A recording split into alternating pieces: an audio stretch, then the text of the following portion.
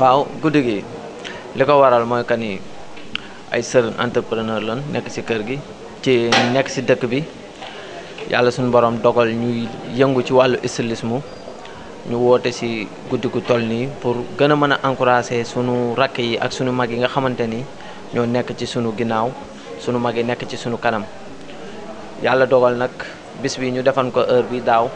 ren itam suñu borom taw feexale nu ban fekkwaat ko ak jàmm ñu fas yéenee delloowaat buum ca boy boy ga rek dëgg la waaw guddi gi moom loolu ci li ko waral la bokk parce que secteur mode moom ñëpp xam nañ ni fii ci Sénégal daf fi xawee suuxe bu baax a baax a baax waaye teewul itam ñuy fas suñ jom rek di góorgóorlu di jógoo ko daanu rek ak lu ci mën di am rek ñu koy sant suñu borom bu baax. waaw sama morom yi ak ñi nga xamante ni ñoom laa ko sañ a wax ñu ma sañ a digal ma leen di wax ni leen borom xam-xam yi dañuy wax ni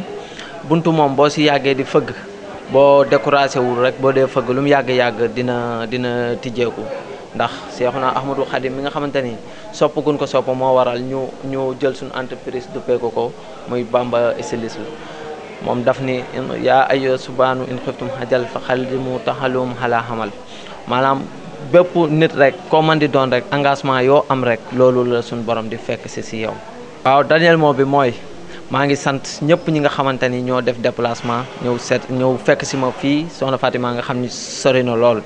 may sant sama sëriñ bële sëriñ Sidi Mbacke moom suñu Mourtala moom suñu Blahat daanaka moom rek bu nekkoon ci salle bi sama xol day seddu guyu yàlla xam na ni bi ma ko gisee rek dama bëgg lool ak surtout maam si Ibrahima Fall be muy sëñ Moudou Moussa Fall doomi sëñ Moudou Moussa Fall Fatikan itam nga xam ni sët la ci maam si Ibrahima Fall direct moo woote guddi mu ñëw nii wallaay lancim loolu rek moo sedd sama xol lool instant yi waaw instant yi moom la waaja doon wax bu fi yemoon sax mu neex loolu mooy dëgg